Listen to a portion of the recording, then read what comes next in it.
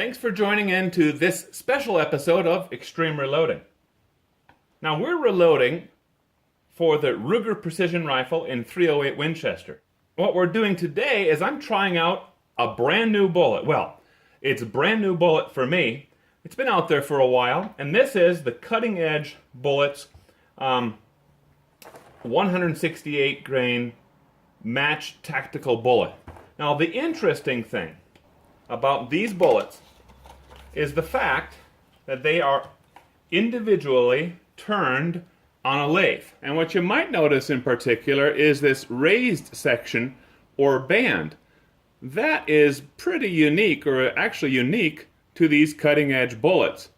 The idea is that as this bullet exits the case, this band, which is slightly larger than the rest of the bullet, is going to more or less seal the bullet against the rifling inside the bore, thereby eliminating or greatly reducing gas blow-by, which can cause those occasional flyers. That's in theory.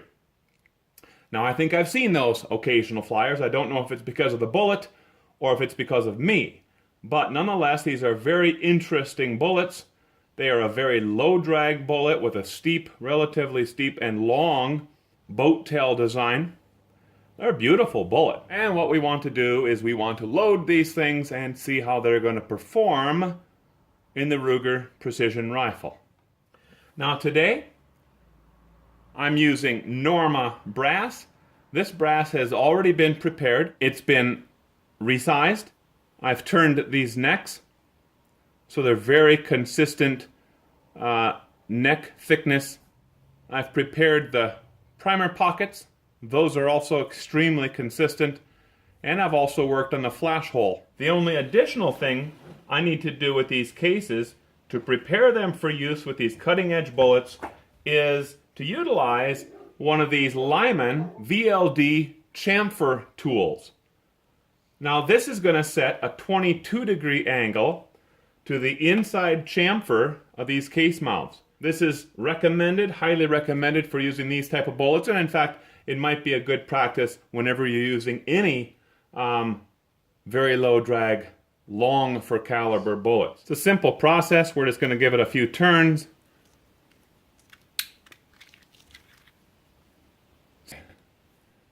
Now here's another critical step to loading these cutting edge bullets.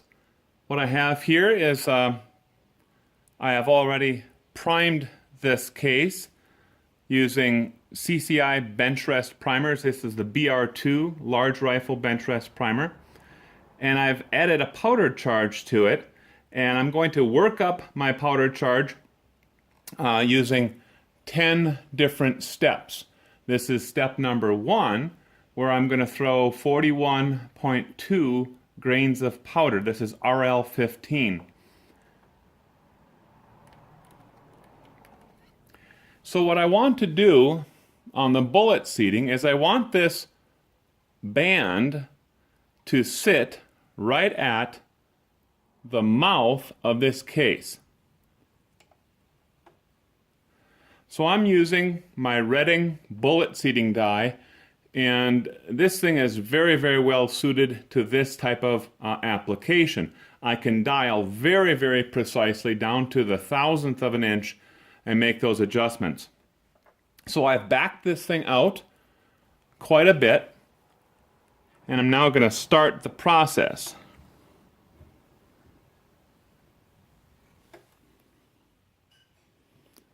Now the first time through, you'll notice that this band is not quite where I want it to be at the mouth of this case. And that's actually perfect, because what I don't want to do is seat it too deep and then have to pull the bullet, risk the case of damaging the bullet, damaging the case that I prepared, and all that good stuff like this. So what I'm going to do is I'm going to incrementally adjust this downward. Okay, there we have it. I've got that band set right on the chamfer, right on the mouth of this case. And my combined overall length is 2.816, as you can see.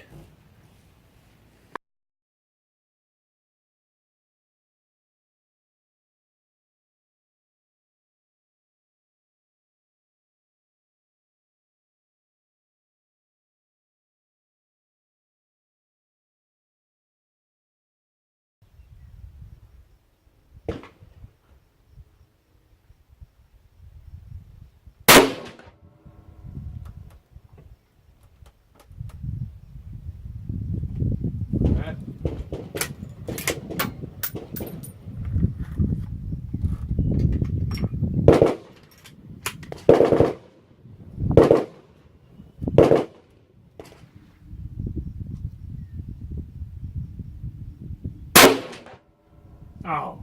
I was afraid of.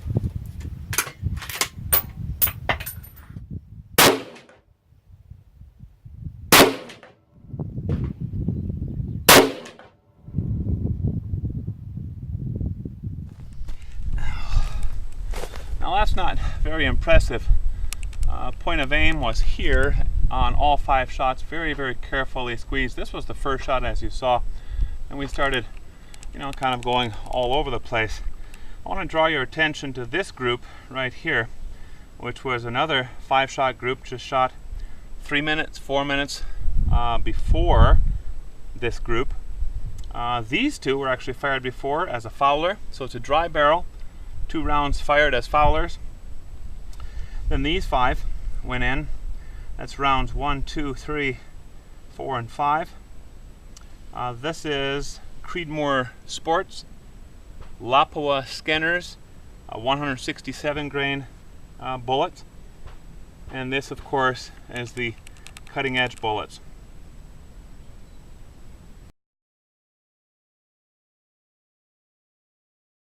We're kind of back at square one, if you want to call it that, or at least back to the drawing board and plan B. So, talking with Cutting Edge Bullets via email, they're suggesting that their bullets, these cutting edge MTAC bullets, tend to work best, or oftentimes work best, when they're seated very, very close to the lands.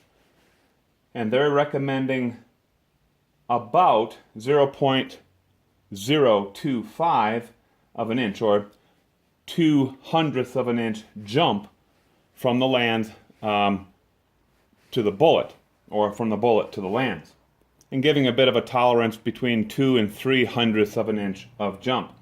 All right, so we need to figure out what is the maximum combined overall length of our round. So as you can see, I have already marked up this bullet.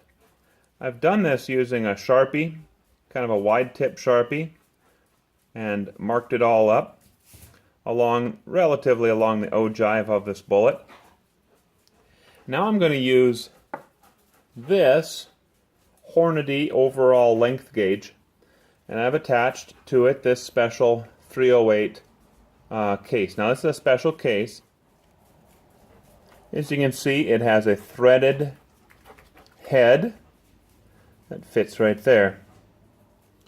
And what happens then is we're going to insert one of these cutting edge bullets in the mouth of this case. Now this case also is modified in that it has been reamed out by, I think it's about 2/1000ths of an inch, so it makes placing a bullet in here pretty darn easy. And they more or less, really just slide in pretty easily. Not to the point where they're going to fall out, but they do slide in and have just a little bit of grip to them, if you want to call it that. Then what's going to happen is this plastic rod inside the aluminum rod is going to be pushed forward like this. And what we're going to do is we're going to push forward on that loosely seated bullet until we feel it make contact with the rifling, with the lead of the rifling. I'm going to set it way back here for now and tighten this up. I'm going to set this bullet down for the time being. The first thing I want to do is place this into this Ruger Precision rifle, and I want to determine where is the point where I know that at least the case has fully seated itself inside the chamber. And there we have it. And I'm going to take a couple points of measurement. One is where the label itself appears relative to the rifle. And the second that I'm going to use, I'm going to take a piece of painter's tape. I'm going to place it right here. Of course, that indicates to me that we now have the cartridge, or the case I should say, fully seated in the chamber. That should reduce the false readings. Okay, now I'm going to more or less repeat that process, extracting this.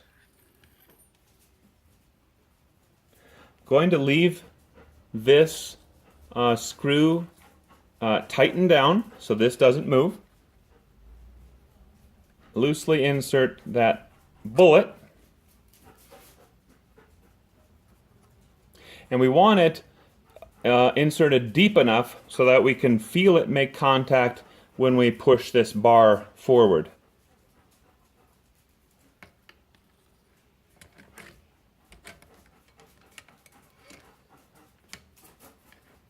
Okay, now at this point, I know because of my checkpoints that I have fully seated the case in the chamber. So now I've loosened this up, and I'm going to start inserting or moving this push rod.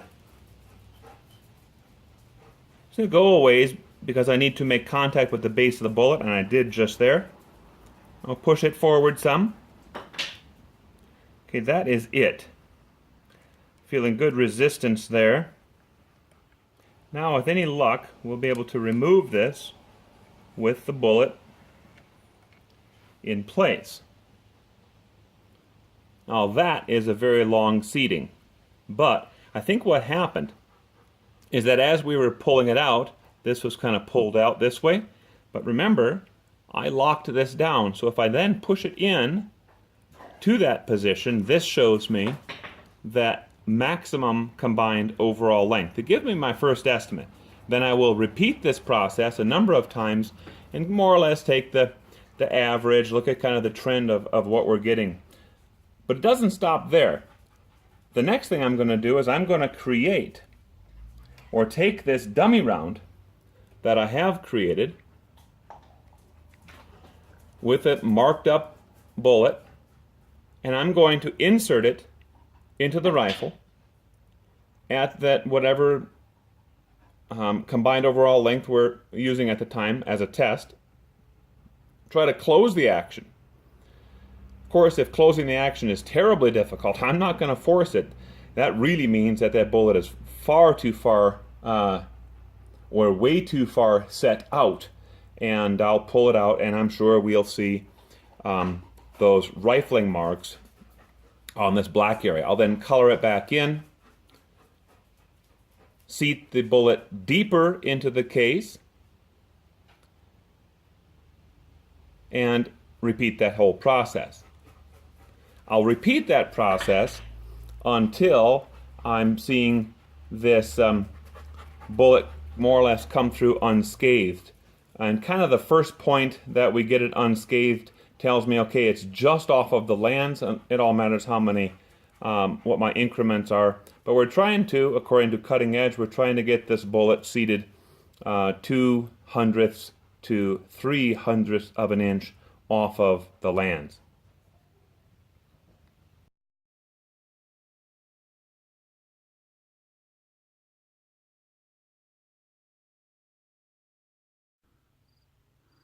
Well, folks, as is my custom, I always start off shooting a couple of what I call foulers. And these were my foulers.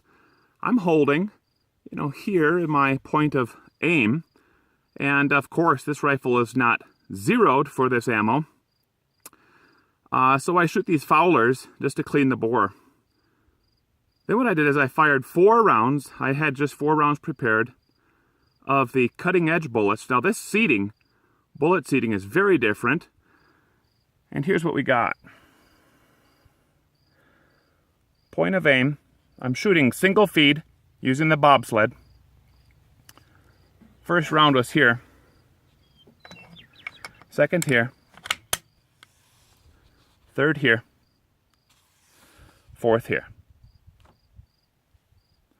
Now a person could argue, could say, well, I think your scope is off. I think your scope is loose. Something's wrong with the rifle. Because that first fowler group, even though I kind of shot it hastily, the fowlers were not a great group. But then I fired Nosler factory ammo, Nosler match ammo, at this target here. Now that's a 5-shot group. Round 1, round 2, rounds 3, 4, and 5. Well, folks, that did not work out. And the question then becomes, why? Why didn't it work out? Well, first of all, I should say that these cutting-edge bullets, by the numbers, and theoretically, should shoot fantastically. I weighed a lot of these bullets, and they are all exactly the same weight, which is phenomenal, because a lot of the other factory bullets that you get, including Sierra-tipped Match Kings, will vary by several tenths of a grain. Now, these cutting-edge bullets, again, are individually handcrafted, off the lathe, so their consistency is just phenomenal. So then it seems almost counterintuitive that they didn't turn out very well shooting in this Ruger precision rifle. Now, this Ruger precision rifle has a 1 in 10 twist rate on this barrel, which should stabilize these bullets. Seeing the performance that I've been achieving, though, I reran those bullet stabilization calculations, and I ran these before I even purchased them. They're a little bit longer bullet, but only a couple hundredths of an inch longer than my Sierra tipped Match Kings. So I reran the gyroscopic stabilization calculations, and these bullets, by the numbers, should easily stabilize in this rifle, stepping it out at about 2,500 feet per second like we've been doing. Now that stability rating is just slightly lower than what we're getting for those Sierra tipped Match Kings that I know shoot very well. And if you've been watching our previous episodes of Extreme Reloading for the Ruger Precision Rifle, you'll see that we stepped through shooting the Sierra tipped Match Kings 168 grain bullets. We shot some Nosler custom competition bullets, Hornady bullets. And while they all shot pretty well, those Sierra tipped Match Kings have the slightly higher ballistic coefficient, letting me shoot longer with this rifle, gives me a 1,000-yard shot with this rifle, and it's been shooting sub-MOA at a 5-shot group, getting about 0.7, 0.8 5-shot group with these different reloads. So far we really don't have an answer of why these cutting-edge bullets really didn't perform. And sometimes that's as far as we go. We see that this bullet just does not perform well in that gun.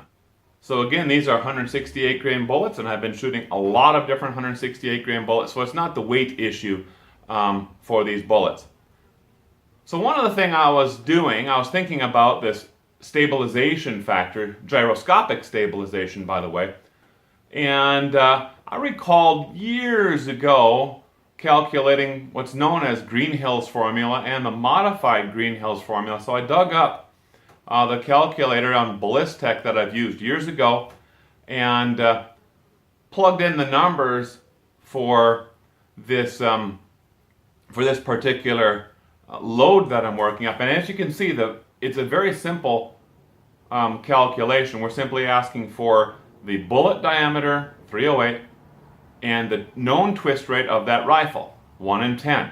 And then this behind the scenes a little bit more complicated than what it looks, but it boils down to just three different variables that we're dealing with.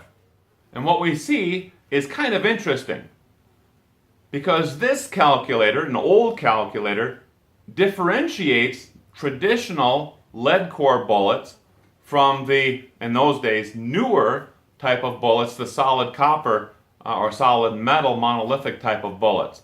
And there's a different calculation result for those different bullet construction types.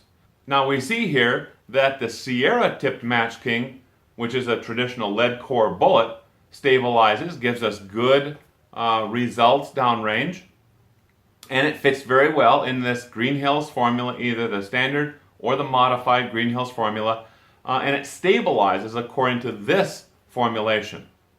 However, these cutting edge bullets are a solid copper bullet, and given the length of these bullets, Greenhills standard formula indicates that that bullet may not stabilize.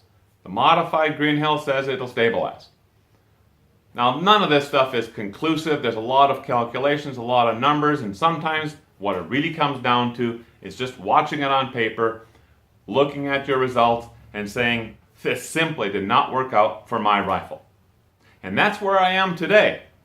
These cutting edge bullets, I'd like to see if someone has maybe a faster twist rate in a rifle that would kind of answer this question that I have, to see if they're getting some much better accuracies down to MOA or sub-MOA. So very interested in that. I was very interested in these cutting edge bullets, tried them out. They didn't work for me. That's all there is to it.